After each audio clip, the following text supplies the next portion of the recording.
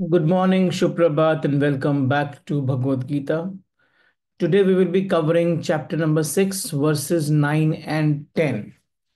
Now, हमने अब तक verses 8 तक conversation किया और ज्ञान और ध्यान इन दोनों के बीच का एक सेतु को समझा।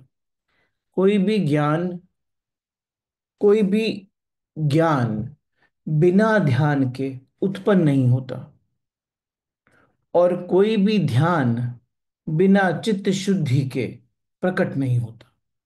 ये जो हमने ज्ञान ध्यान और कर्म के कनेक्शन को क्लियर किया है, this is exactly what Shri Krishna is trying to say, कि जब तक कर्म शुद्ध नहीं होगा, चित्त शुद्ध नहीं होगा, जब तक चित्त शुद्ध नहीं होगा उसमें ध्यान उत्पन्न नहीं होगा, और जिसमें ध्यान उत्पन्न नहीं होगा तो ज्ञान प्रकट हो नहीं सकता।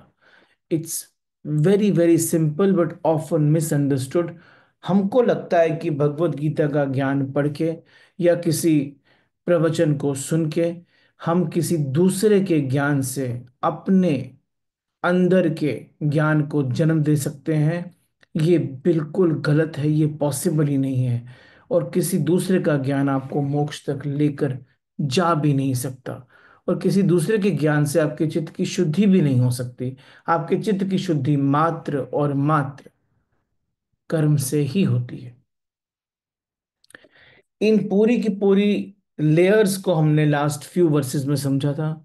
आज हम वर्स नंबर 9 और 10 पर जाएंगे, और 9 और 10 के अंदर श्री कृष्ण ने बहुत प्रफाउंड कॉन्वर्सेशन की है, and we will be actually looking at that conversation in a much deeper sense. Let's begin the verses, लेकिन स्टार्ट करने से पहले let's start our day with the prayer, and then from there will get into the verses.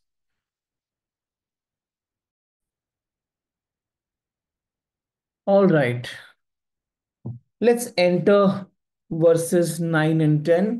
लेकिन 9 और 10 में enter करने से पहले वर्सेस 7 और 8 को वापस से एक बार प्रोफाउंडली देख लेते हैं। वर्सेस 7 8 में श्री कृष्ण ने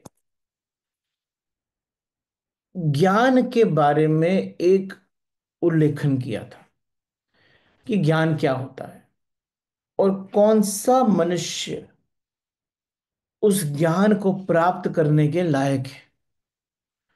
वर्सेस 7 में उन्होंने बोला था, जितात्मनः प्रशांतस्य परमात्मा समाहितः, परमात्मा समाहितः शीत उष्ण सुख दुखेषु तथा मान अपमान नयो। बेसिकली परमात्मा समाहितः बहुत इंपॉर्टेंट फ्रेज है जिसके बारे में हमने बात की थी। फिर वर्स 8 के अंदर उन्होंने कहा था, ज्ञान विज्ञान तृप्तात्मा, ज्ञान विज्ञान तृप्तात्मा। तो परमात्मा समाहितः और ज्ञान विज्ञान तृप्तात्मा, इन दो शब्दों पे हमने पूरा का पूरा सेशन उस टाइम पे किया था। जस्ट टू समराइज, जब कोई व्यक्ति एक रहस्य को समझता है, यानी कि हमने कोई मिस्ट्री को समझा, कि किसी सबसे important mystery of this life is कि किसी भी प्रश्न का, किसी भी क्वेश्चन का कोई अंतिम उत्तर होता नहीं। जब वो इस रहस्य को समझता है कि किसी भी प्रश्न का कोई अंतिम उत्तर होता नहीं, तब वो प्रश्न ही छोड़ देता है। उस प्रश्न गिरी हुई स्थिति का नाम ज्ञान विज्ञान तृप्तात्मा है। यहां पर हमने कौतूहल की बात की थी कि कौतूहल यानी कि आपकी क्यूरोसिटी, ये उस भाव से आती है कि मुझे हर क्वेश्चन का आंसर चाहिए। लेकिन ज्ञान विज्ञान तृप्त आत्मा जिसकी बात श्री कृष्ण ने की है, वो बहुत हाईएस्ट लेवल ऑफ स्टेट है, जहां पर आंतरिक मौन में, जहां पर इंटरनल साइलेंस में आपके क्वेश्चंस गिर जाते हैं और सब ज्ञान एक विज्ञान के रूप में प्रकट होता है। अब उस मनुष्य का कोई क्यूरोसिटी रहती नहीं, लेकिन अपनी मौना अवस्था में वो सब कुछ देख सकता है। तो जो ज्ञान और विज्ञान से तृप्त है, वो मनुष्य मैक्सिमम उन्नति करता है। ज्ञान तब तक अधूरा है जब तक वो केवल शब्दों में है। जब ज्ञान अनुभव में उतरता है, तब वो विज्ञान बन जाता है, तभी संतोष आता है। उस समय हम देख पाते हैं कि सोना हो या मिट्टी हो, उसमें कोई अंतर नहीं है। अब सिर्फ देखने वाला अब स्वयं को वस्तुओं से नहीं जोड़ता। वास्तविक ज्ञान, वास्तविक योग वही है जहां सत्ता, जहां पर बीइंगनेस वस्तुओं की सत्ता से स्वतंत्र हो जाती। आप सडनली एक डिफरेंशिएशन देख लेते हो पदार्थ और परमात्मा में। हर पदार्थ के पीछे की जो एनर्जी है वो परमात्मा बन जाती। जिस समय ये स्थिति का जन्म होता है, उस समय हम बोल सकते हैं कि ज्ञान विज्ञान तृप्त आत्मा का जन्म हुआ है।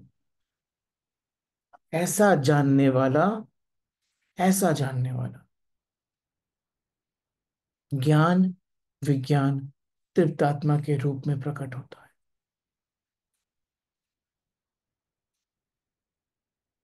जिस समय हम इस स्थिति में आते हैं, तब एक और बड़ी भयंकर क्रांति होती। क्या होती है वो क्रांति? कि आपके ज्ञान में स्वयं परमात्मा का विराजमान हो जाता है। ज्ञान में परमात्मा का विराजमान हो जाता है, इसका अर्थ सिर्फ इतना है कि अब जिस ज्ञान में परमात्मा विराजते हैं, वो आत्मा की निर्मलता है, वो मौन की गहराई है, वो प्रेम की तीव्रता है। और मैं कौन हूं, इस प्रश्न के उत्तर में शिवोहम की अनुभूति है। ज्ञान से अनुभूति नहीं होती, अनुभूति से ही ज्ञान का जन्म होता है।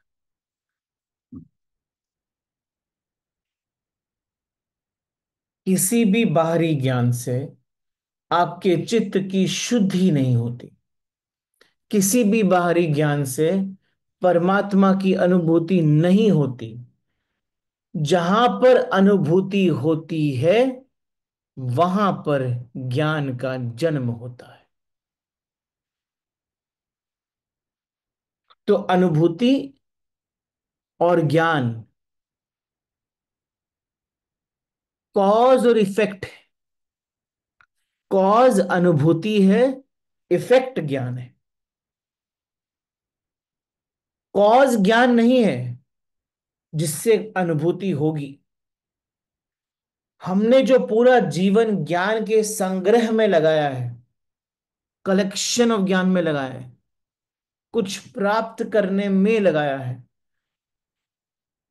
वो जीवन व्यर्थ हो। व्यर्थ क्यों हुआ? क्योंकि जिस ज्ञान से आप अनुभूति की एक्सपेक्टेशन कर रहे हो, वो ज्ञान से अनुभूति होने का कोई भी मार्ग नहीं है। सिर्फ अनुभूति से ही ज्ञान का जन्म होने वाला है। ये जिस समय मन समझ गया, जिस समय आत्मा समझ गई, तो वो आत्मा ऑटोमेटिकली तृप्त हो जाती है। उसको पहला लेवल ऑफ तृप्ति मिलता है। नहीं तो वो हमेशा जिज्ञासु की तरह ज्ञान ज्ञान ज्ञान ज्ञान के पीछे भागती रहती है, और वो कभी भी तृप्त नहीं होती। हमेशा कौतूहल में रहती है, हमेशा क्यूरोसिटी में रहती है, हमेशा जिज्ञासा में रहती है। और ऐसा ज्ञान जो कि जिज्ञासा के कारण बनाया गया है, जन नहीं, वो बनाया गया है, वो ज्ञान आर्टिफिशियल विज्ञान है। उस विज्ञान का अल्टीमेट एंड मानव जाति का विनाश।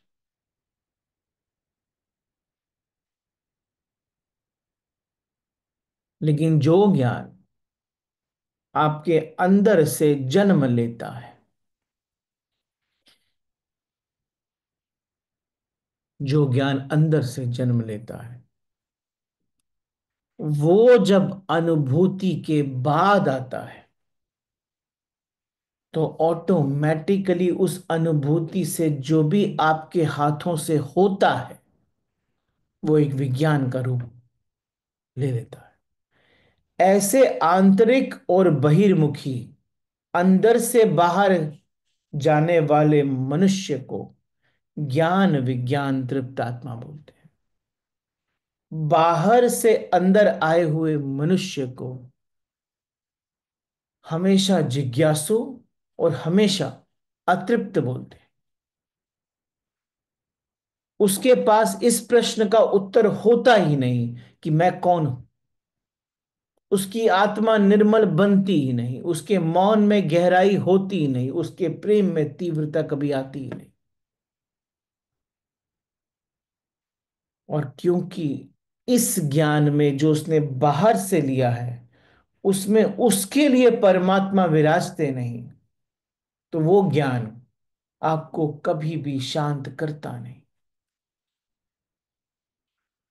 बाहर से लिया हुआ ज्ञान कभी भी आपको तृप्ति देता नहीं।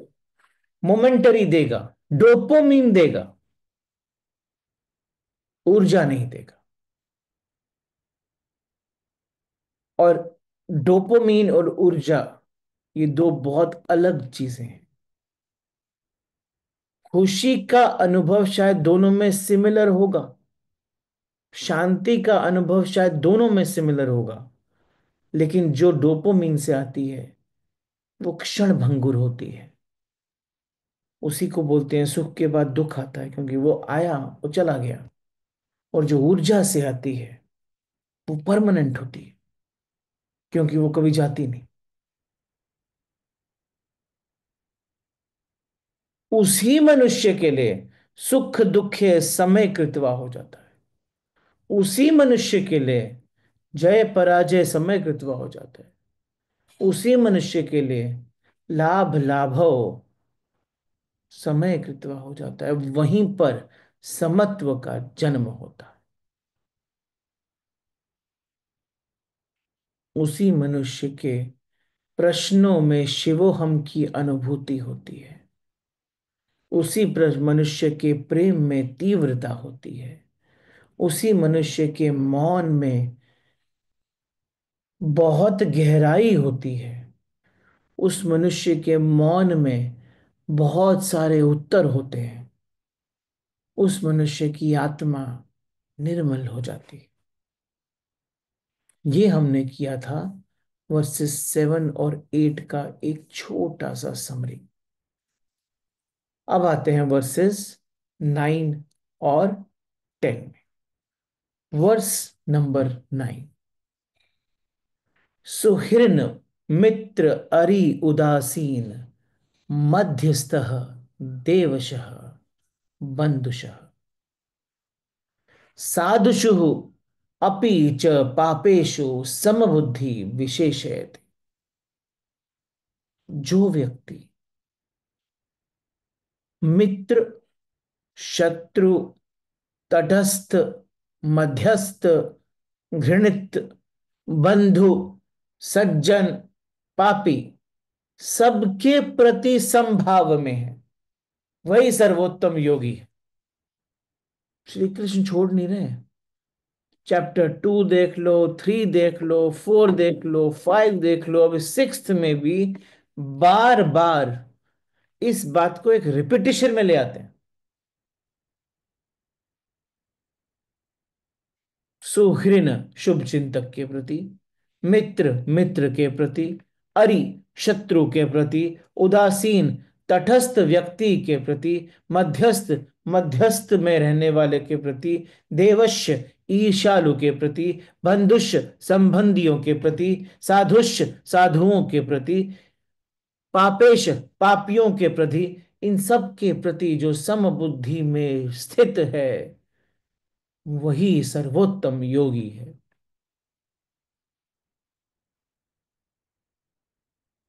इन सब जो ये पूरे के पूरे श्लोक में तो सब नाम लिए लोगों के, सुहृन अमृत अरि उदासीन मध्यस्थ देवश्य बंधुष्य साधुष्य पापेश, इन सब के प्रति जो समबुद्धि में है। समबुद्धि विशेषयते, जो लास्ट फ्रेज है इस वर्ष का, समबुद्धि विशेषयते। पहले पूरे के पूरे वर्ष में उन्होंने सिर्फ विभिन्न प्रकार के लोगों की बात की, जो इन सब के प्रति समबुद्धि में है, वही श्रेष्ठ है। विशेष है तो वही विशेष है, वही श्रेष्ठ है। क्यों बोल रहे हैं वापस से श्री कृष्ण? बहुत बड़ी गहराई की बात है इसके अंदर। श्री कृष्ण पहले तो वही बात करते जो पहले की थी हमने। उनके लिए समत्व बुद्धि सम बुद्धि समस्त योग का सार है। आप योगा करो, आसन में बैठो, प्राणायाम करो, आप ज्ञान पढ़ लो, आप राजयोग कर लो, आप हठ योग कर लो, आप कुछ भी करो, अल्टीमेट डेस्टिनेशन समत्व भाव है। जब तक समत्व भाव का जन्म नहीं होगा, आपका समस्त योग व्यर्थ है। पूरे के पूरे योग का सार समत्व बुद्धि ही है। इसके पहले भी स्तोत्र सूत्रों में अलग अलग द्वार से, अलग अलग खिड़कियों से, अलग अलग बातों से श्री कृष्ण समत्व बुद्धि की ही बात की है। उन्होंने बार बार बोला है, सुख दुखे समय कृतवाला भला भो जय जय। बार बार क्यों बोला? क्योंकि जब तक आपकी समत्व बुद्धि में प्रवेश नहीं होगा, उसके मंदिर में प्रवेश नहीं होगा, तब तक श्री कृष्ण कहते हैं आप हमेशा कोतूहल में ही रहोगे।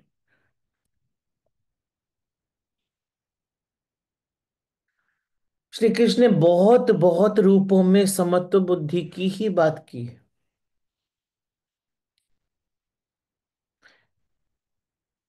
चलो इसको अलग रूप में देखते हैं। इस बार इस श्लोक को वापस से आएगा, ये बार बार भी आएगा, लेकिन आज एक नया रूप देखते हैं इसका। समत्व बुद्धि का रूप ही अलग देखते हैं। श्री कृष्ण ने बहुत ही अद्भुत प्रयोग किया है, एक्सपेरिमेंट किया है। शायद विश्व के इतिहास में ही पहला, हिस्ट्री में ही पहला।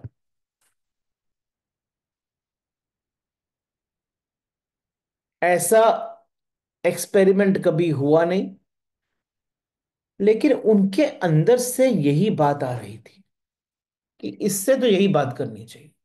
और इसके माध्यम से परमात्मा, अर्जुन के माध्यम से परमात्मा मनुष्य जाति से बात करें।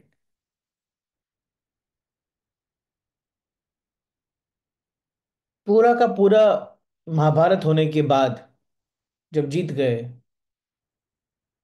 तो जब अर्जुन बहुत टाइम के बाद बैठे श्री कृष्ण के साथ, बोले कि आपने युद्ध के पहले मुझे बहुत कुछ सिखाया था, कुछ कुछ रहा, कुछ कुछ निकल गया, वापस बताएंगे। तो श्री कृष्ण ने जो बोला ना, वो बहुत बड़ी बात बोलती है। वो कहते उस समय तो मैं बोल नहीं रहा था, उस समय मैं नहीं बोल रहा था, उस समय मेरे माध्यम से स्वयं परमात्मा बोल रहे थे। श्री कृष्ण जिन्हें हम परमात्मा का रूप मानते हैं, ये उनके शब्द हैं, क्योंकि मनुष्य रूप में वो एक शरीर लेकर आए। तो हम जिस समय बोलते हैं कि आपके अंदर की कॉन्शियसनेस जब वो प्रकट होती है आपके थ्रू, तब वो स्वयं तांडव का रूप लेती है, ज्ञान का रूप लेती है, अस्तित्व का रूप लेती है। श्री कृष्ण का जो ये एक्सपेरिमेंट है, ये श्री कृष्ण का एक्सपेरिमेंट नहीं था, ये स्वयं परमात्मा उनके मुख से बोल रहे थे।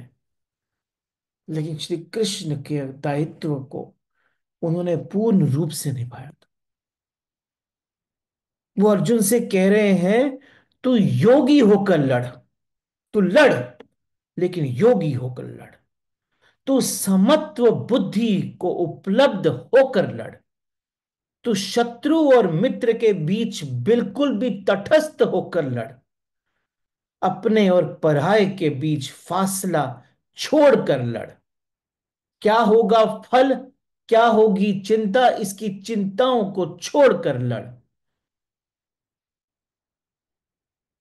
कौन मरेगा, कौन बचेगा, इसकी फिक्र को छोड़कर लड़। तू मरेगा कि बचेगा, इसकी फिक्र को भी छोड़कर लड़। लेकिन मृत्यु और जन्म के बीच तू कोई फर्क ना देख कर लड़। तू समत्व को उपलब्ध हो जा। सफलता और असफलता, इन दोनों के बीच के फर्क को ना देख के लड़। जय आए, विजय आए, पराजय आए, इन सब को छोड़कर लड़। तो दोनों को समभाव में देख। द्वैत को अद्वैत होकर लड़। विरक्ति और आसक्ति के बीच के फासले को बंद करके अनासक्त होकर लड़। तेरे चित्त की लौ जरा भी कंपित ना हो, इस प्रकार निष्कंप होकर लड़। युद्ध के क्षण में योगी बनकर लड़। अब योगी बनकर लड़, ये तो कॉन्वर्सेशन आज तक किसी ने नहीं किया ना, और शायद कोई करेगा भी नहीं। लेकिन अगर ये बात श्री कृष्ण ना करते तो कौन करता? उनका तो जन्म ही शायद इसके लिए हुआ था, इस असंभव बात को प्रकट करने के लिए हुआ था, क्योंकि मानव जाति को श्री कृष्ण के अस्तित्व की बहुत आवश्यकता है आज, अभी, इस समय, बहुत ज्यादा।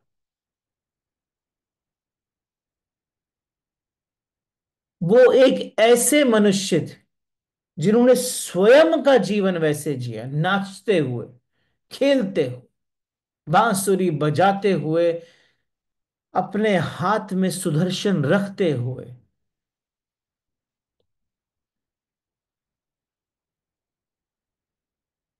धर्म के लिए छल करते हुए, और धर्म के लिए सत्य बोलते हुए, हर प्रकार से श्री कृष्ण ने हर प्रकार से श्री कृष्ण ने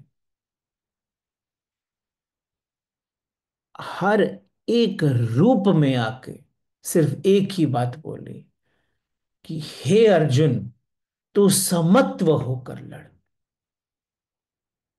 समत्व होकर लड़। दो बातें आसान है। अर्जुन को योगी मत बनाओ, बेहोश कर दो, भोगी बना दो, युद्ध में चला जाएगा। इजी है ना? मोटिवेट कर दो, जा ये हमारा है, हमको लेकर रखना है, ये मेरा है। मेरे को बड़ा कर दो, भोग को बड़ा कर दो, अहंकार को विराजमान कर दो, और उसके पूरे के पूरे शरीर की शक्ति को यूज करो। वो युद्ध में चला जाएगा, सबको मार देगा और जीत भी जाएगा। आंख बंद हो जाएगी, बेहोशी में आ जाएगा। ये तो पहली बात। दूसरी बात भी संभव है, अर्जुन को योगी बना दो। युद्ध को छोड़कर चला जाएगा। ये दो बातें अहंकार के तट पर रह के करनी बहुत आसान है। ये बिल्कुल पॉसिबल। दोनों में से कुछ भी करो, अर्जुन को भोग का लालच दे दो, युद्ध में लगा दो, या फिर सन्यास, मतलब कोट अनकोट एक्सेप्टेड सन्यास, योग को बनाओ, जंगल में चला जाएगा। श्री कृष्ण एक असंभव कोशिश में लगे, इसलिए भगवत गीता बहुत असंभव प्रयास है। असंभव होने की वजह से ही अद्भुत है, असंभव होने की वजह से ही उसका स्तर एकदम ऊंचा है। ये असंभव प्रयास है कि अर्जुन, तू योगी बनकर लड़, तू योगी भी बन और युद्ध भी कर, तू बुद्ध बनकर लड़।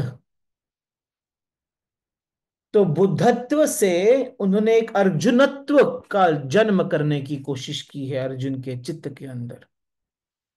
बुद्धत्व समझना इजी है, अर्जुनत्व समझना कठिन है। तू बुद्ध जैसा बन, फिर भी तेरे हाथ में गांडीव रख।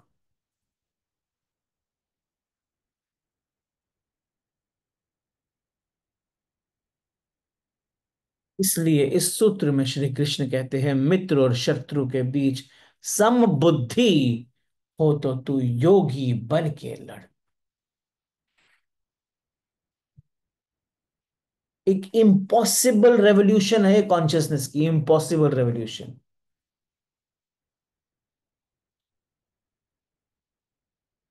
प्रेम और करुणा की स्थिति में होकर लड़, ज्ञान और होश में रहकर लड़। आंतरिक साधना को लेकर आ। कृष्ण युद्ध के बीच एक अनोखा एक्सपेरिमेंट कर रहे हैं। वो धर्म के को केवल उपदेश नहीं बता रहे हैं, बल्कि धनुष बाण के बीच जागृति बता रहे हैं। वे अर्जुन से कहते हैं, तू लड़ पर नफरत से नहीं, समत्व से। तू मार पर क्रोध से नहीं, करुणा से। तू जीत पर स्वार्थ से नहीं, धर्म से।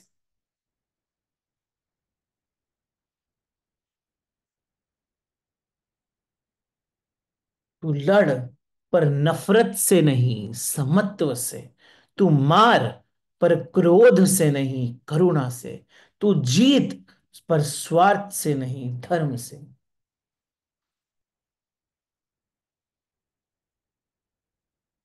तू दोनों बन, योगी भी बन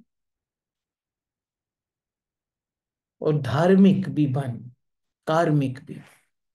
ये गीता की क्रांति है, जहां मौन और शौर्य, त्याग और संग्राम, बुद्धत्व और अर्जुनत्व एक ही चित्त में एक रस हो जाते हैं।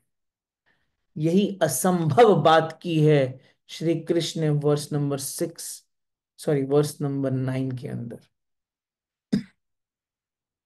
यही असंभव क्रांति है, यही समत्व की आग है, उसकी अग्नि है, जो रथ के पहियों के नीचे भी प्रकाश की लौ बनकर जलती है।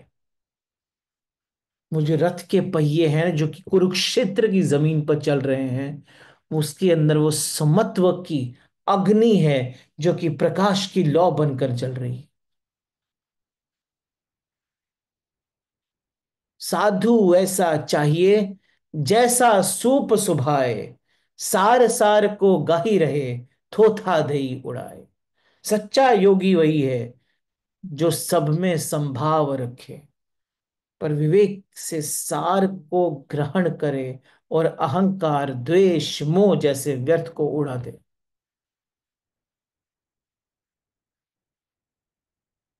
साधु ऐसा चाहिए, जैसा सूप सुभाए, सार सार को गही रहे, थोथा दई उड़ाए। अहंकार को उड़ा दे, द्वेष को उड़ा दे, मोह को उड़ा दे, जो फालतू की चीजें उड़ा दे। सार सार को गही रहे, विवेक से सार को देख, गहनता में देख, पदार्थ के पीछे परमात्मा को देख।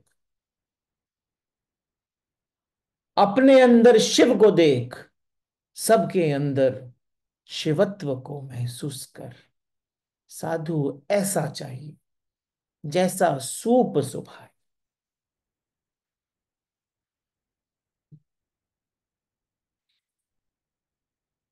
श्लोक नंबर 10। अब यहां पर बात को वापस अलग रूप में लेकर गए।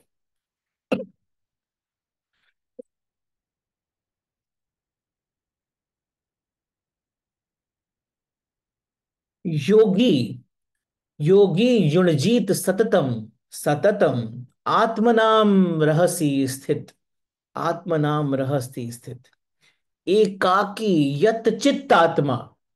अब बड़ी बड़ी बहुत ही बड़ी बात बोल दी। एकाकी यत चित्तात्मा निराशि अपरिग्रह। योगी युणजीत सततम आत्मनम, आत्मानम रहसी स्थित। योगी युणजीत सततम आत्मानानम रहसी स्थित। योगी साधना में लीन रहना, निरंतर स्वयं को आत्मा में स्थित रखना, ऐसा योगी एकाकी यत चित्तात्मा निराशी ही अपरिग्रह। ऐसा योगी निरंतर एकाकी में रहता है। मैं इस शब्द को ना अकेला बोलूंगा, कुछ नहीं बोलूंगा, एकाकी ही बोलूंगा। एकाकी को समझना पड़ेगा। ये इस पूरे श्लोक का सबसे बड़ी गहन बात एकाकी है। एकाकी में यत चित आत्मा का जन्म होता है।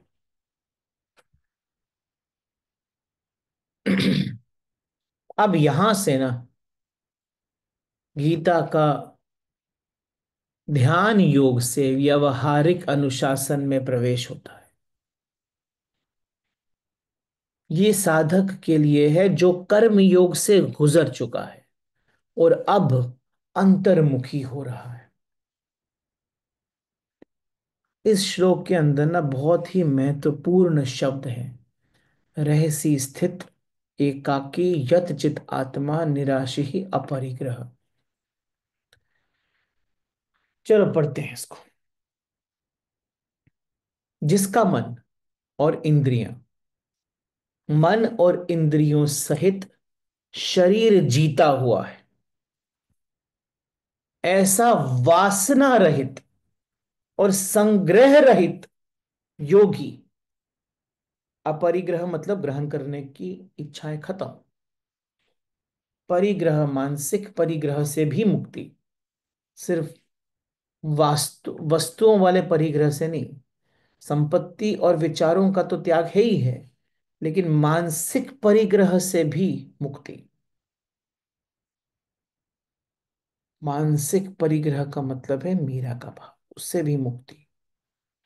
जब तक मेरे के भाव से, मैंने कई बार बोला है, जब तक मेरे के भाव से मुक्ति नहीं है, तब तक चीजों के ग्रहण करने से मेरा बढ़ता है और चीजों को छोड़ने से भी मेरा बढ़ता है। क्योंकि मेरा वास्तविक पॉइजन है। संपत्ति से अपरिग्रह होना बिना मेरे को छोड़े अपरिग्रह होना नहीं है। आते हैं इसके अंदर भी। एकांत में, एकाकी, एकांत में।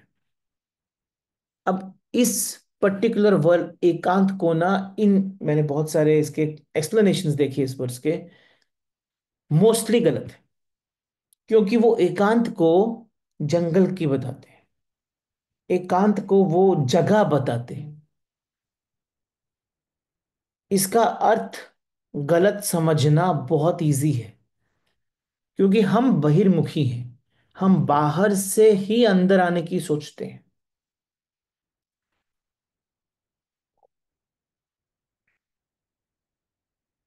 अगर एकांत को मैं कोई जगह बताऊंगा, तो यही तो अर्जुन कह रहा है कि मुझे जाने दो, इस युद्ध से मेरे को एकांत में जाने दो, शांति से बैठूंगा, एकांत में जाऊं, चिंतन मनन करूं, प्रभु का सिमरण करूं, माला जपूं। जाने दो मुझे, जाने दो। कृष्ण फिर कहते हैं, कहाँ जाएगा, कहाँ जाएगा तू? वो उसको युद्ध उन्मुख होने को क्यों कह रहे हैं? वो कर्म उन्मुख होने को क्यों कह रहे हैं? फिर क्यों कह रहे हैं कि तू कर्म में रत रहे? सम होकर समत्व को पाकर तू कर्म में रत रहे। क्यों बोल रहे हैं बार बार? और फिर बाद में नेक्स्ट लाइन में एकांत एकांत बोलते हैं। एकांत तो श्री कृष्ण ने जो एकांत बोला है ना, वो एकांत, एकांत इस शब्द के अंदर ही बहुत बड़ा, एकाकी, एकांत, एकाकी शब्द बहुत गहरा शब्द है। एकांत का अर्थ अकेलापन नहीं है। एकांत का अर्थ लोनलीनेस नहीं है। एकांत का अर्थ है अलोननेस। एकांत का अर्थ, ये भी शब्द रॉन्ग ही है, इंग्लिश में है ही नहीं शब्द इसके। एक आंत का अर्थ है स्वयं होना, पर निर्भर ना होना। एक प्लस अंत, जिसका एक में अंत हो गया, वो है एकांत की। एकांत, जिस समय आपका एक में स्वयं में अंत हो गया, तब आप एकांत को उपलब्ध होते हो। एकांत से अर्थ दूसरे की अनुपस्थिति नहीं है। एकांत का अर्थ है दूसरे की उपस्थिति के में होते हुए भी आपका स्वयं में अंत हो जाना।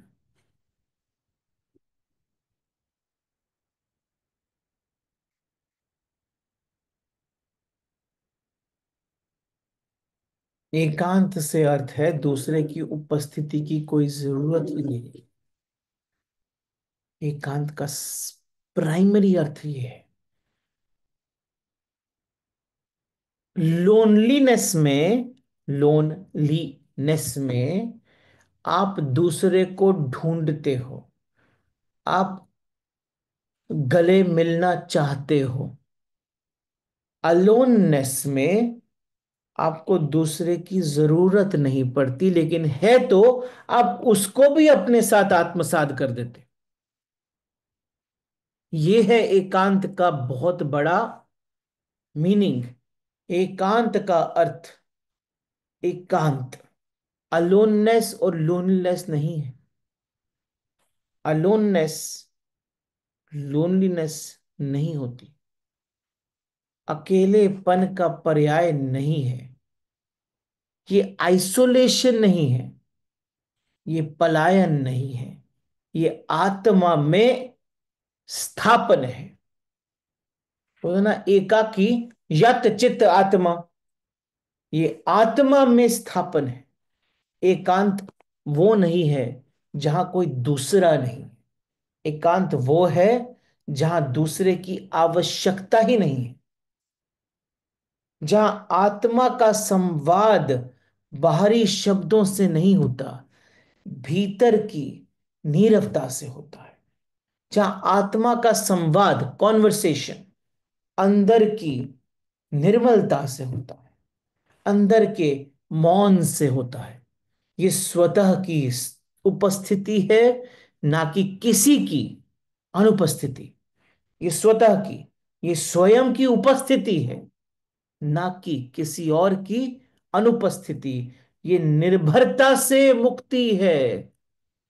स्व में स्थित होना पूर्णता है, पूर्णता।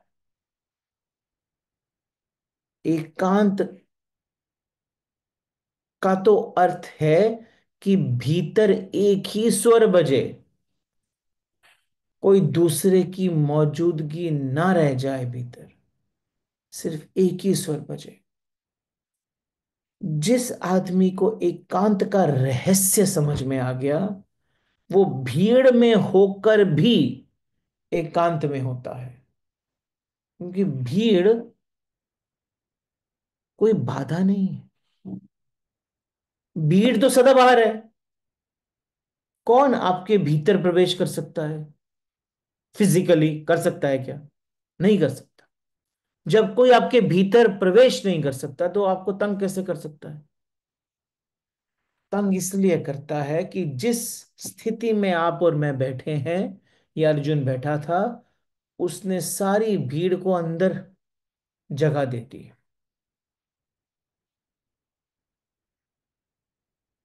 सारी भीड़ को अंदर जगह दे दी। कैसे दी?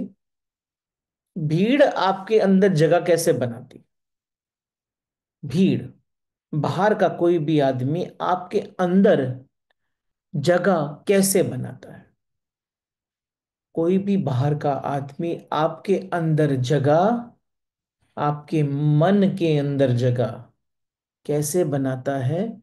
जब आप उस आदमी से अपने मेरे को जोड़ते हो। तभी श्री कृष्ण का एकाकी यत चित आत्मा अपरिग्रह,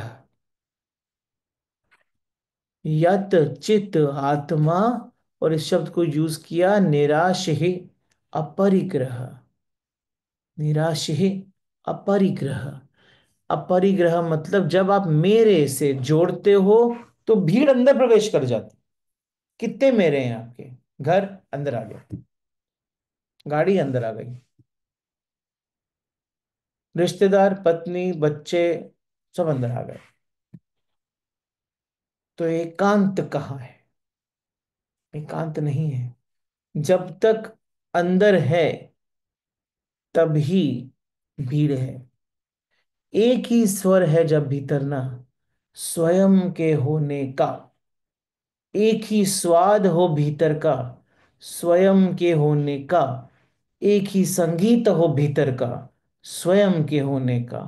दूसरे का कोई पता भी ना हो, कोसों कोसों दूर ना हो, अनंत तक कोई भी पता ना हो, तब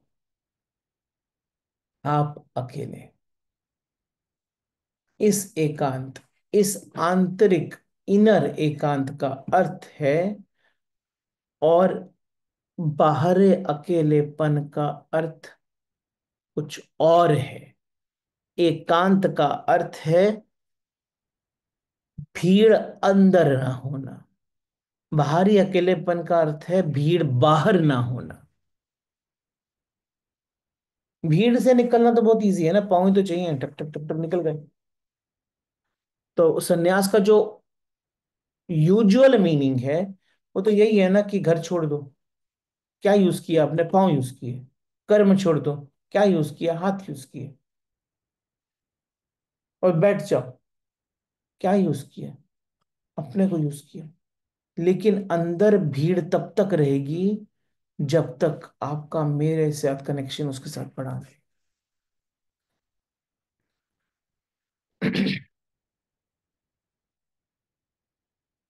कृष्ण जैसे आदमी, कृष्ण जैसे मनुष्य, कृष्ण जैसे रूप, कैसी भी भीड़ में, कैसे भी बाहर में, बाजार में, कैसे भी मार्केट के अंदर, कैसे भी परिस्थिति के अंदर अरण्य ही रहते हैं। यानी कि अरण्य मतलब जंगल की, जंगल में होते हैं ना, वैसे ही रहते हैं। हम जैसे आदमी कहीं भी खड़े हों, जंगल में भी हो, तो भी भीड़ में ही रहते हैं। अब अगर आप भीड़ में रहते हुए जंगल की तरह रह सकते हैं, तो आप एकांत में हैं। और जंगल में रहते हुए भी, अगर एकांत नहीं है तो जंगल में रहते हुए भी आप भीड़ में रहे। तो जब अर्जुन ने श्री कृष्ण से कहा था कि मुझे जाने दो, तो वो भीड़ से भाग रहा था। जब कृष्ण कह रहे हैं समत्व में आ जा, वर्ष नंबर 9, स्थिरता में आ जा, वर्स नंबर 9। शांत हो जा, वर्स नंबर 9। शत्रु और मित्र छोड़, तब वो एकांत में रहने की बात कर रहे हैं। एकांत में प्रभु को ध्याता है, प्रभु का ध्यान आता है। किसी जंगल में, किसी पहाड़ पे नहीं आता है, एकांत में आता है। क्यों, कहाँ है वो जंगल? एक अंतर हृदय भी है, एक अंदर भी एक जंगल है, एक अंदर भी एक गुफा है, जहां पर शून्य की ज्योति जल रही है। उस स्पेस में एंट्री हमने की नहीं। हम तो बाहर की गुफाएं ढूंढ रहे हैं और अंदर की गुफा में प्रवेश किया नहीं। अंदर की गुफा, अंदर की गुफा, the space of the inner heart, अंदर की गुफा आपको आप तक मिलाएगी। और एकांत,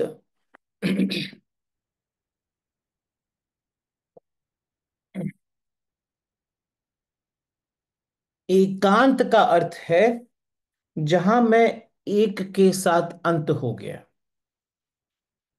लेकिन श्री कृष्ण रुकते नहीं है ना, वो और भी आगे जा रहे हैं। उनके लिए एकांत का अर्थ और भी गहरा है। उनके लिए एकांत का अर्थ और भी गहरा है। उन्होंने जब अपरिग्रह बोला ना, तो उन्होंने एकांत को और भी बड़ा मीनिंग दे दिया। तो अब मैं एक शब्द, उनके शब्दों में से एक शब्द बनाता हूं, अपरिग्रह एकांत। अपरिग्रह एकांत में मैंने अपरिग्रह को एक एडजेक्टिव की तरह यूज किया, एक विश्लेषण की तरह यूज किया, एक विशेषण की तरह यूज किया, कि ऐसा एकांत जो अपरिग्रह है। इसका मतलब क्या हुआ? अपरिग्रह एकांत वो एकांत है जिसमें आप भी नहीं। क्योंकि जब मेरा टूटता है तो मैं भी टूट जाता है एक पॉइंट के बाद। अगर आप भी बच गए ना, तो भी एकांत नहीं है, तो आप भी भीड़ हो। एक ऐसा क्षण आता है जहां आप भी नहीं हो, सिर्फ प्योर चैतन्य रह जाता है, सिर्फ प्योर अवेयरनेस रह जाती है। आप भी नहीं होते हैं, आपको पता भी नहीं होता है कि मैं भी हूं, सिर्फ होना रह जाता है। उसे, इस शुद्ध होने में अपरिग्रह एकांत है। इस एकांत में प्रभु ध्याता है। इस एकांत में प्रभु ध्यान में आता है। इस एकांत में प्रभु को जान लेते हैं। इस एकांत में प्रभु से मिलन होता है। इस एकांत में ही आपको वास्तविक अनुभव होता है।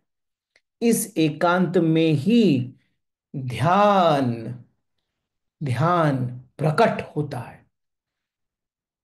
अगर आप पतंजलि का अष्टांग योगा भी देखेंगे ना, तो उसमें यम, नियम, आसन, यम, नियम, आसन, प्राणायाम, प्रतिहार, धारणा,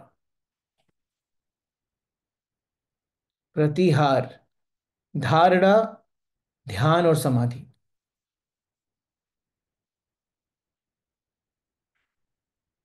कैसे ध्यान सबसे एंड में आता है। क्योंकि आप एक एक करके सब तोड़ रहे हो। पहले अपने कनेक्शन बाहर से तोड़ते हो, भीड़ से निकला। फिर आप अपने कनेक्शन अपने से जोड़ते हो, तो धारणा का जन्म हुआ। और जब ये धारणा, धारणा में आप रहते हो, एकांत की स्थिति है। और ध्यान में अपरिग्रह ध्यान हो जाता है, एकांत हो जाता है। यहां पर अभी आप भी नहीं रहते। इस अपरिग्रह एकांत में ही प्रभु को ध्याया जाता है। तो श्री कृष्ण कहते हैं, ऐसा पुरुष एकांत में प्रभु को ध्याता है। ऐसा पुरुष एकांत में प्रभु को ध्याता है। ध्याता का अर्थ ध्यान करना है, प्रभु का ध्यान करना है, लेकिन आप ध्यान तो उसी पे कर सकते हो ना जिसको आप जानते हो। अभी हम बोल रहे चलो ध्यान में बैठ जाओ, अरे जानता ही नहीं मैं किसी को, तो उसको ध्यान कैसे करूंगा? मैं सिर्फ एक मूर्ति जानता हूं, श्री कृष्ण की शक्ल शायद उस मूर्ति में देखी है, तो उस पर ध्यान करता हूं। गलत नहीं है, करो, कोई इशू नहीं, स्टार्टिंग पॉइंट है।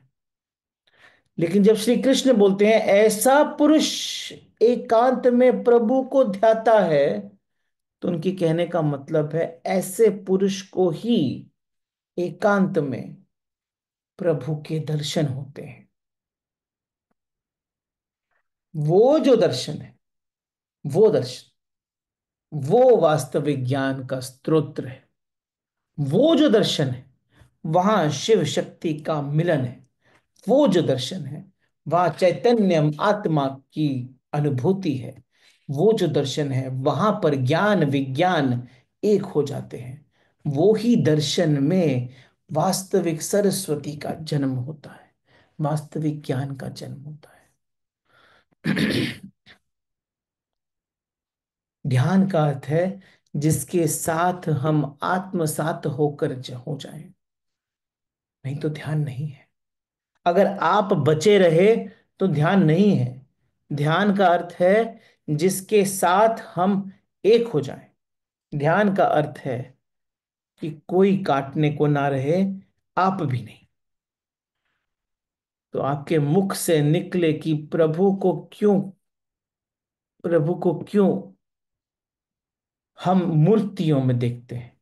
जब उस उपलब्धि पर आओगे, तो मुख तो पहली बात खुलेगा भी, लेकिन अगर खुलेगा नहीं, लेकिन खुलेगा भी तो उस मुस्कुराहट से खुलेगा जो स्वयं परमात्मा की मुस्कुराहट होगी, जो स्वयं आत्मा की मुस्कुराहट होगी। ये एकांत, ये एकांत अरण्य में भाग जाने वाले का एकांत नहीं है। ये स्वयं के भीतर प्रविष्ट हो जाने वाले का एकांत है। और अर्जुन ने यहां अर्जुन को जो कहा है, वो योग की परम उपलब्धि है। समस्त योग इसीलिए है कि हम अंतर गुफा में कैसे प्रवेश करें। योग विधि है अंतर गुफा में प्रवेश की। और अंतर गुफा में प्रवेश के बाद जो प्रभु का ध्यान है, वो अनुभव है, वो प्रतीति है, वो साक्षात्कार है, वो ही साक्षात्कार है।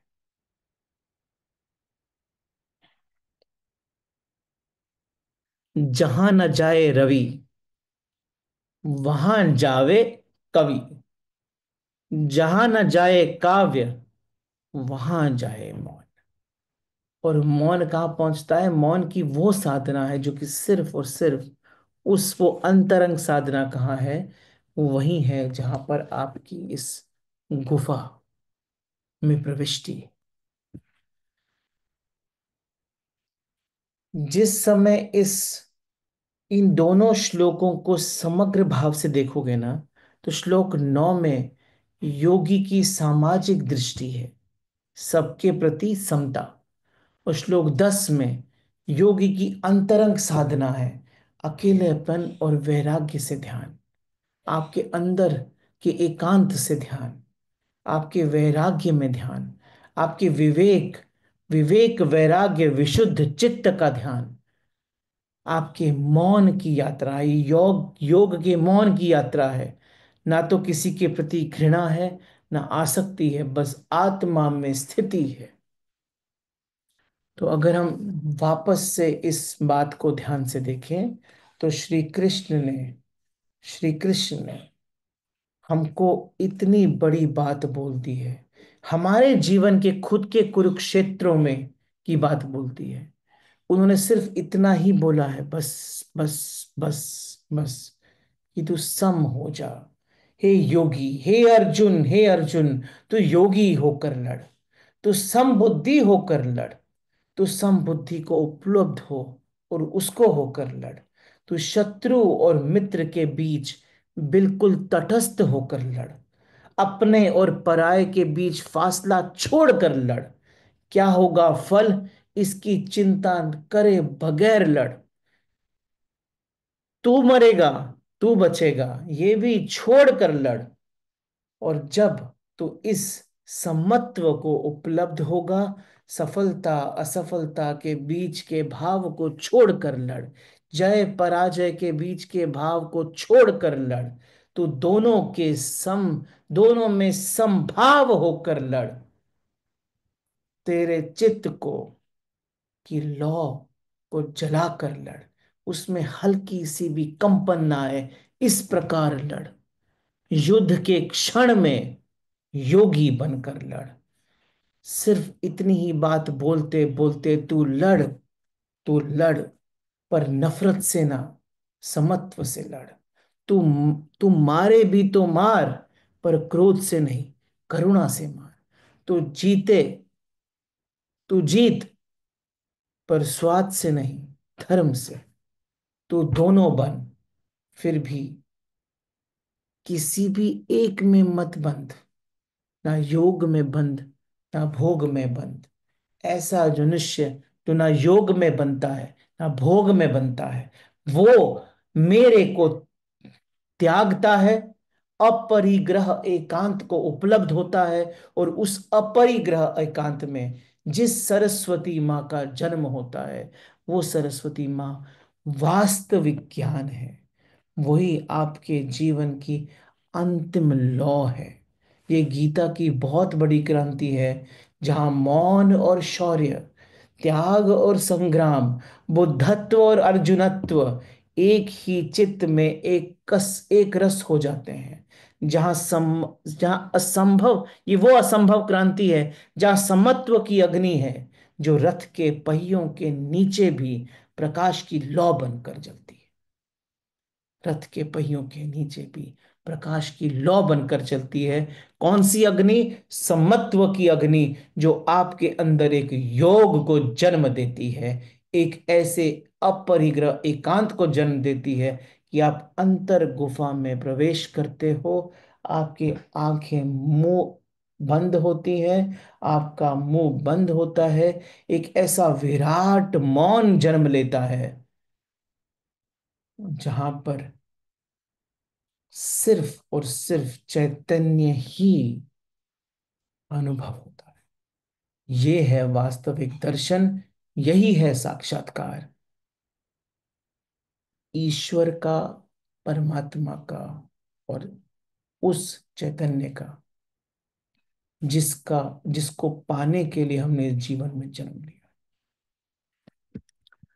Okay, thank you very much. Let's take up some questions now.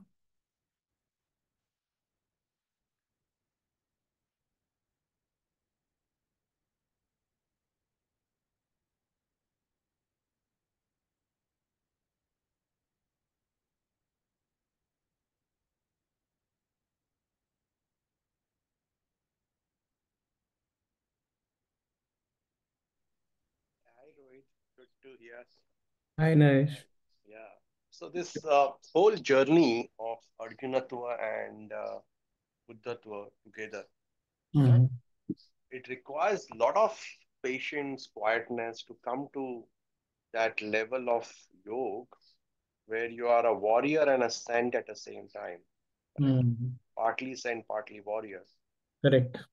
And that tapasya take all this thing out of you, which is very difficult to go out. But if it goes out, then why do you want to do a war? You know what I mean? So, to keep the war awake, you need to. So, this balance thing that you learn that everything is nothing and you are everything, and then you come back and put dharma back into the action. You require a guru like Krishna or a sarthi like Krishna with you, probably. Absolutely, no doubt about it. So this is the realization I am at right now when you Correct. recreated it so beautifully that Buddhatva is easy, no jokes, but Arjunatva is More another difficult. level. Yeah. Thank you. Thank you so much.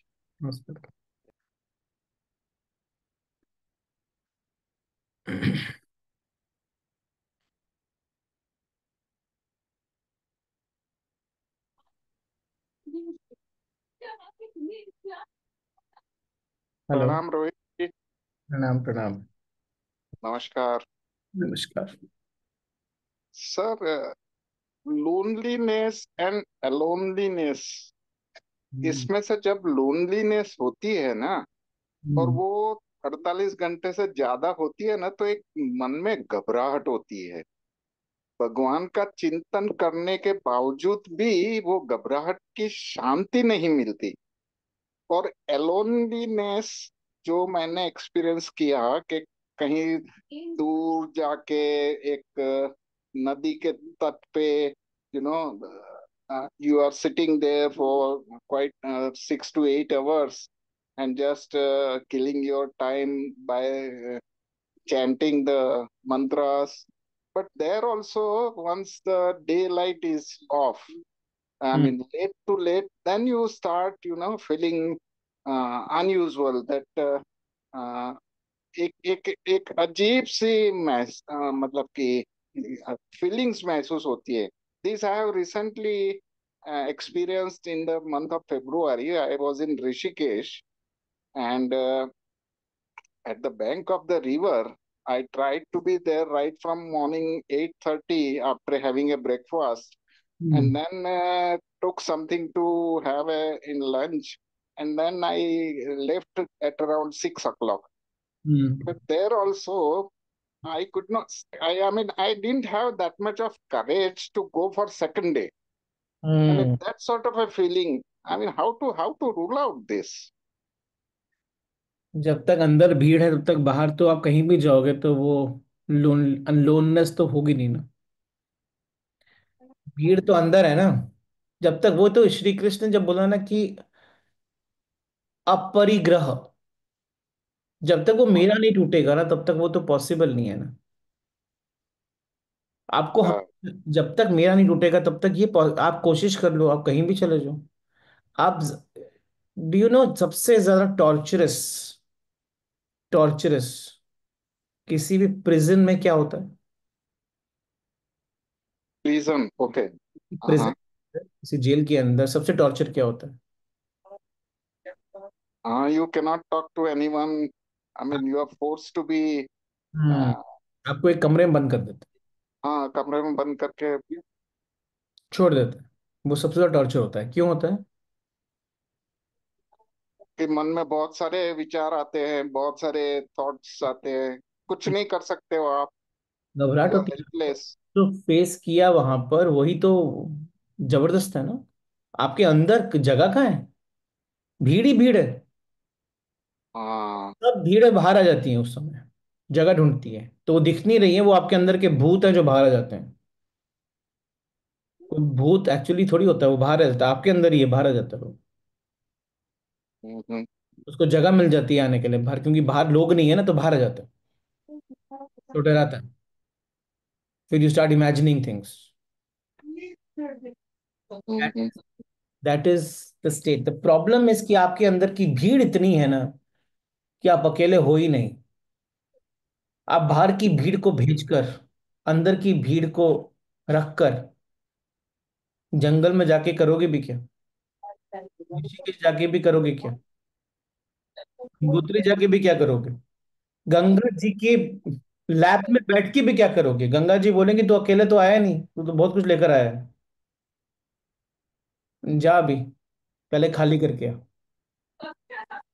और हम जाके और भर लेते हैं।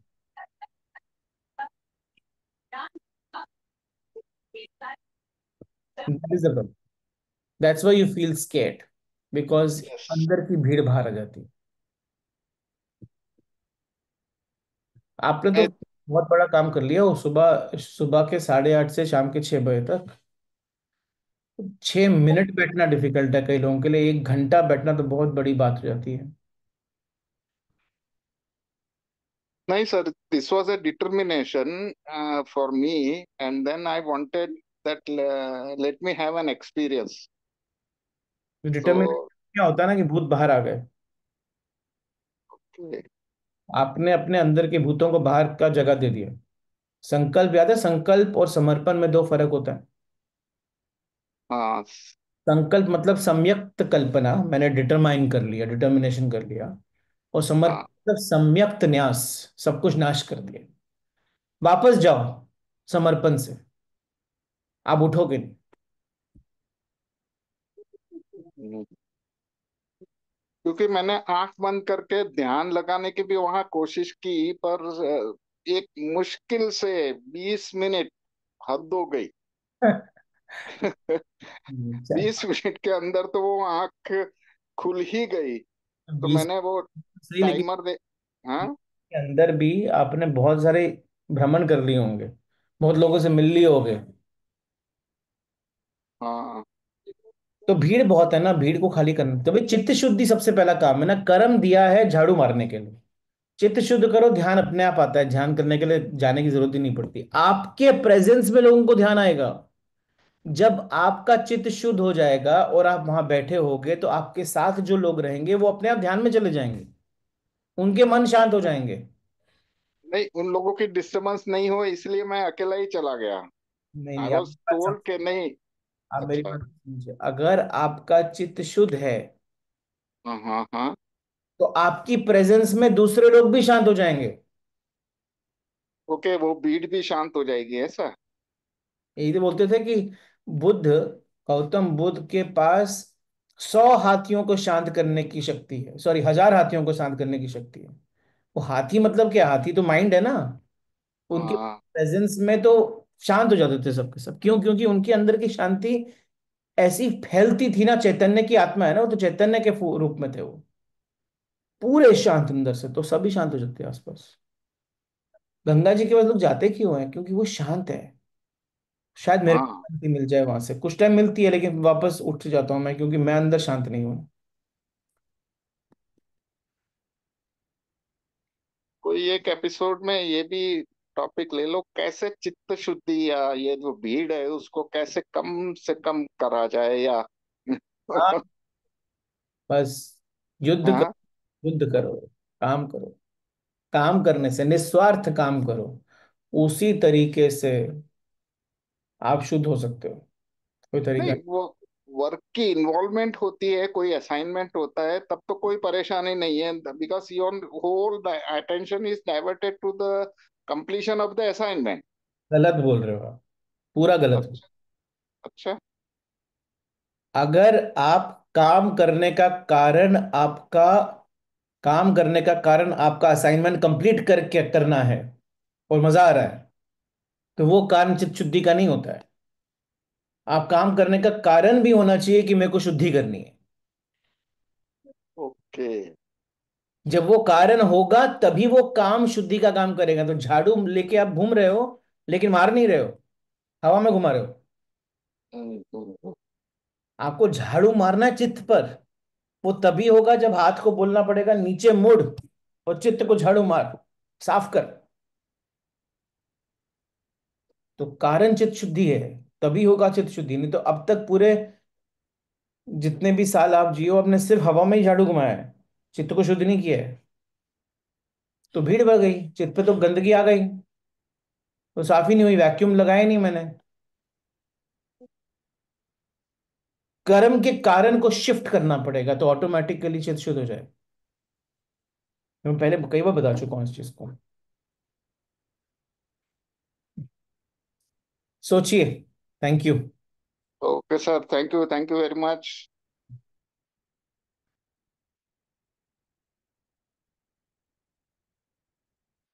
Okay,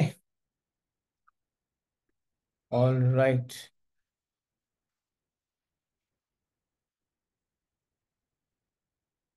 एक और question आ गया। Yes sir. शतकोटि प्रणाम रोहित। आज जरा कंफ्यूज हो गया। यू आपने कहा कि दूसरों का ज्ञान से हम आपको ज्ञान नहीं होगा। ये मैं पहले भी बोल चुका हूँ, आज आपने पहली बार सुना लगता है मुझे। Okay, so take my personal example. हाँ। 13 years with Sadhguru, hmm. his disciple.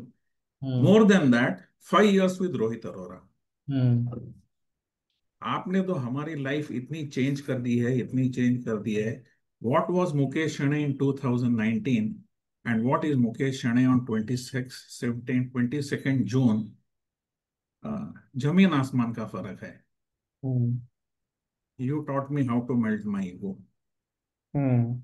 You taught me present moment awareness. When I'm tying my shoelace, I'm only tying my shoelace. Hmm. You taught me Ram Icha.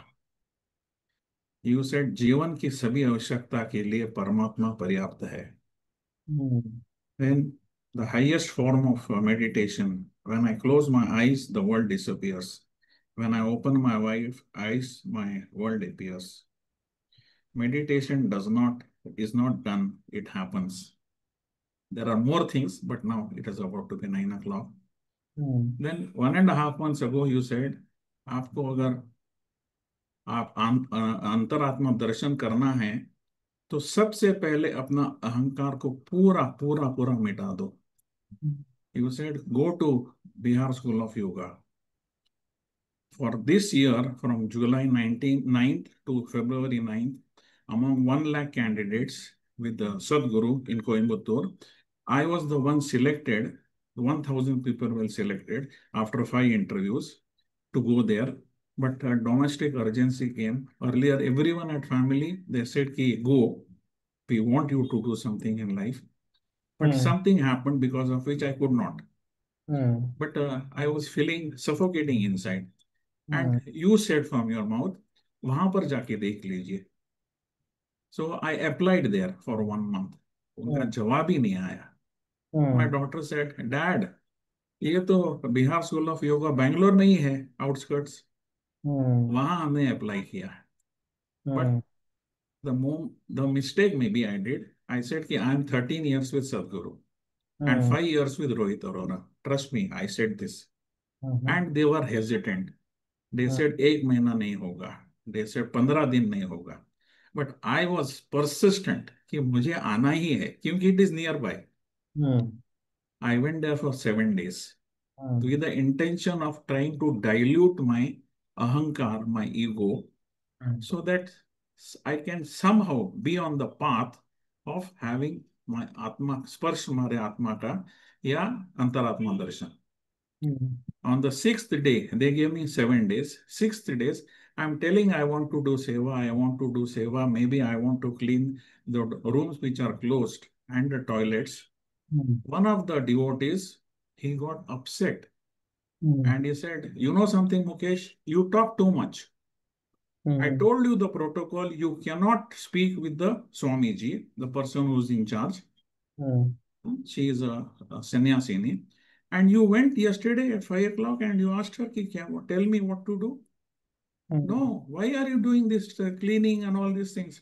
Go sit in meditation, read books. So it basically it hurt me. I could not understand why is he saying such things. Hmm. I said, okay. There is a statue of this Swami, उनके जो Shivanand Saraswati, Satyanand Saraswati, and Niranjanand. I hmm. sat in for meditation and I hmm. asked Shivanand Saraswati, you hmm. tell me, you just tell me what is happening and what has happened to me at this moment. I'm just confused. So he said, all these days, he talked to me. He says, all these days you have been doing good karma yoga hmm. for the physical body. Hmm. Now is the time for you to do karma yoga for your soul.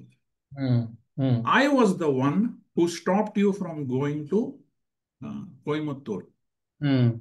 I was the one who did not allow you to go to Munger. Hmm. I did not respond to you. I was the one who guided you to come here. Hmm. And remember, this devotee did not speak to you. I spoke to you. Hmm. So stop doing this karma yoga for your physical body, helping students, helping people, going to old age homes, going to children's home, helping them whatever they want. सब बंद कर दो. Your house, your life is your sadhana, and your family is go home and do your seva. Do seva of your wife, do seva of your daughters, do seva of your grandchildren's, your family and friends, and most of all, do seva of those who are in pain, absolute pain. So that was the time I said, okay, I will do it. So from that day, nearly 1 month, I am at home.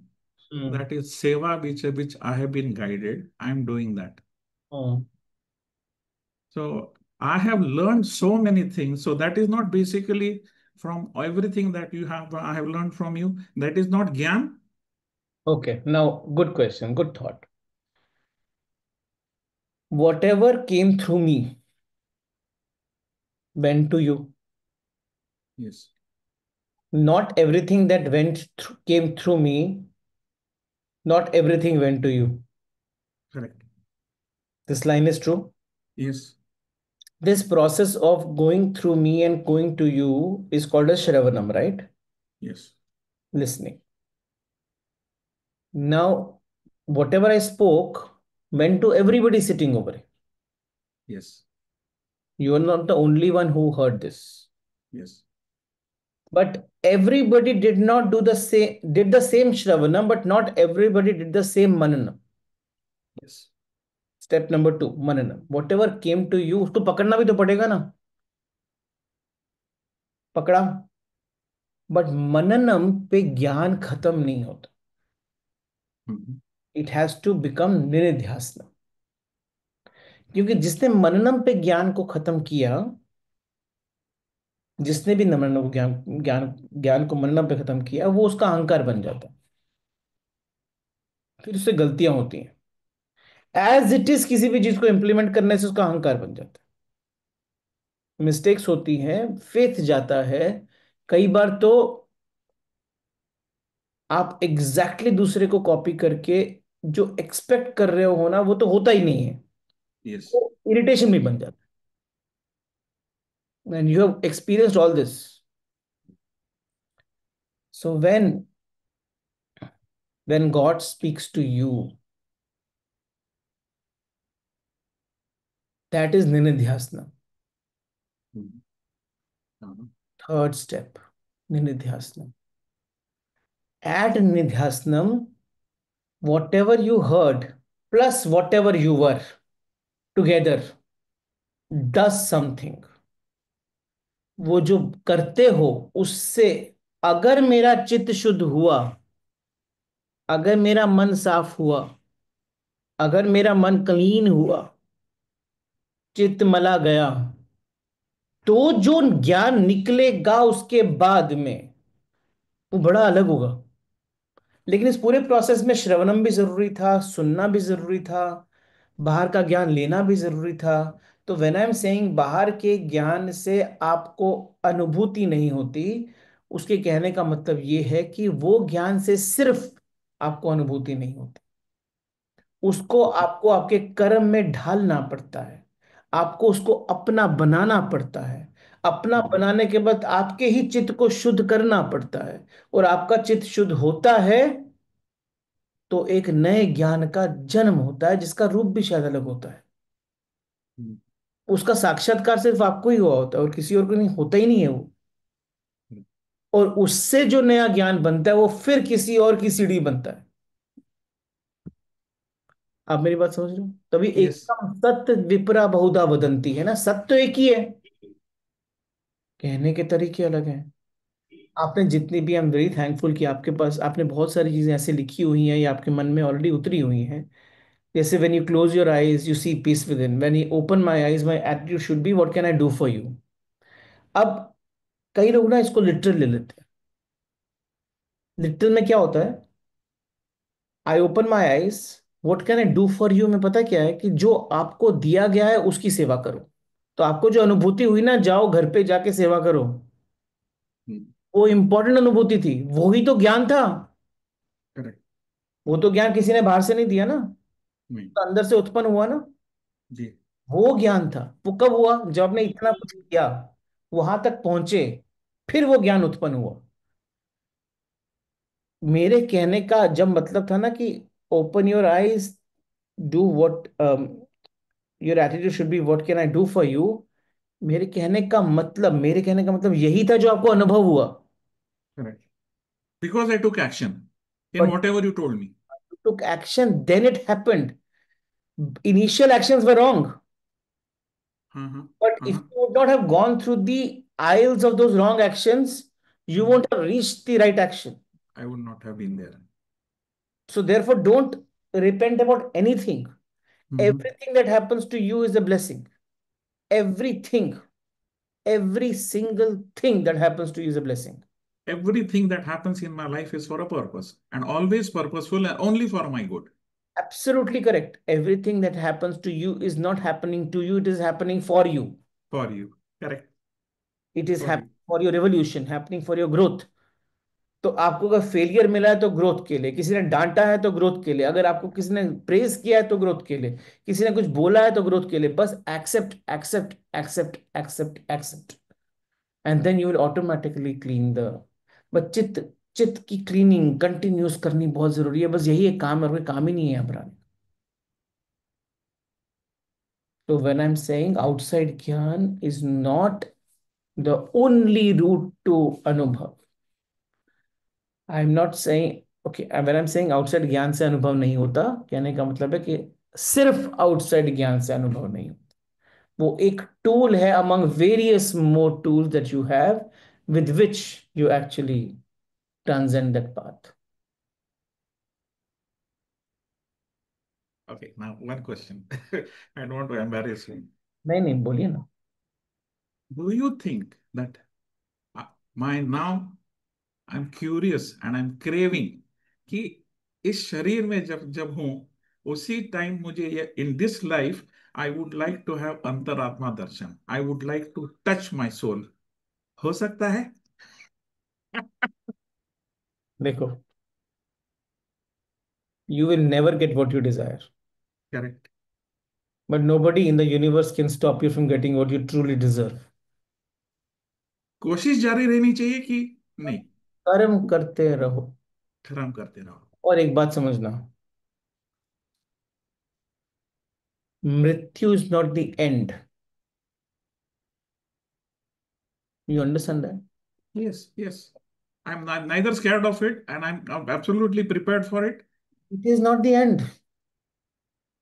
It is not about scale. It is not the end. It is a blip, and you start again. And when you start again, you don't remember what you were. You start again. The soul is on a long journey and this life on earth is a mere stopover. Yeah, it's journey. It's a journey. It's a journey. It's a long, long journey. अभी आपको मैं पूछूं कि जब आप 2 साल के थे, तो आप कहाँ, इस दिन को कहाँ थे, बता पाओगे? नहीं. सेम। Correct. कुछ डिफरेंस नहीं है, मर चुका है वो। That Mukesh is dead, Good. Yes, yes. This Mukesh is alive. Correct. Moments Mukesh is alive. Every moment you're dying and Okay. taking birth. Moment you're dying, you're taking birth. Every moment you're dying and taking birth. So this moment is all that is important for you. Do This something moment is and do all good that, karmas. because you will die and you will take birth. You will die. You will take birth. This the way it is happening to the Atma. The same thing now at the physical body level also, it is repeating in a absolute same way. It is happening to the Atma now also. Now also, now also. That time also. There's no difference. The only difference is you have not changed the cloth here, you will change the cloth. आप इसी cloth को धो रहे हो, नहा रहे हो, धो रहे हो, नहा रहे हो, बस कुछ दाग दाग मत लगा देना। This body is just a garment that is worn over the divine soul.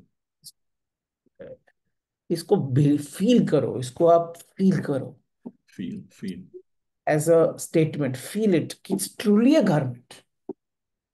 It's almost like I've worn this a glove, and then I'm moving my hand, and glove, it looks like the glove is moving. Glove is not moving, hand is moving. That's the self that is wearing this garment. And everybody is the same self wearing the same garments, different garments. Mm. I am wearing all the garments. That I is not this I is I. जब वो realization होगा, I am remains, this I will die. Yes, we- Okay. yes. Thank Thank you. you. Thank you very much. I am sorry we're out of time. So I will have to stop. If it's not a very long question, I can take one more. करो ना time unmute Yes, yes. बोलिए. Rohit Yes. in a rush I just want to say something which I wrote. बोलिए बोलिए. मैंने जाना मैं ही कहना कितना यत्न कितना प्रयत्न कितना ज्ञान कितना विज्ञान कितनी पढ़ाई कितनी लिखाई कितनी गुरु ने समझाई जानो सोचो तू कौन है पढ़ा पढ़ा के रटा रटा के मैं ये शरीर नहीं हूँ मैं ये मन भी नहीं हूँ आई am not the body I am not even the mind गहरी श्वास गहरी बात अद्वैतम एकम सृष्टि के आरंभ में ईश्वर ने सोचा एक हूँ अनेक हो जाऊं एकस्याम बहुश्याम यह चैतन्य ही समस्त सृष्टि का आधारभूत तत्व है जो जड़ चेतन में व्याप्त है इस व्यष्टि चेतन को आत्मा तथा समष्टि चेतन को ही ब्रह्म कहा गया है दोनों तत्व एक ही हैं आत्मा का ज्ञान ही परमात्मा का ज्ञान है तो मेरे भीतर का ना बाहर का ना सृष्टि का ना आत्मा का ना परमात्मा का ना कितना खेलोगे काना मैं ही काना पूजूं खाना हृदय में क्या समाऊं विराजूं तुझे तू तो पहले से ही वहां है काना मैंने जाना मैं ही कहना Beautiful. Very good. सो So ये व्हाट टेलिंग हिम कि आत्मसार कर लो सारा ज्ञान ज्ञान बन जाओ बस. Correct.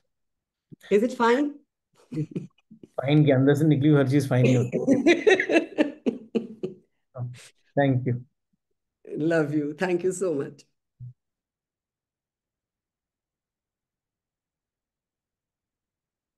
Sure, raise the hand again. Yes, Rohit, this journey of when you are doing your work, Hmm. like the answer which you gave, a long answer after my question, Hmm. that is something which we all would like to learn, Hmm. and so that journey is not simple. I get that, but you can give some practices or some checkpoint how it is happening. अरे पाठीमागे घे 2 मिनिटामध्ये Okay. Okay, we'll see. One of the sessions will focus on that only. Thank you. All right. Thank you very much. Thank you very much for this amazing conversation, amazing session. All of you, thanks for being there. Thanks for the gift of your time. Let's conclude today's session with a prayer.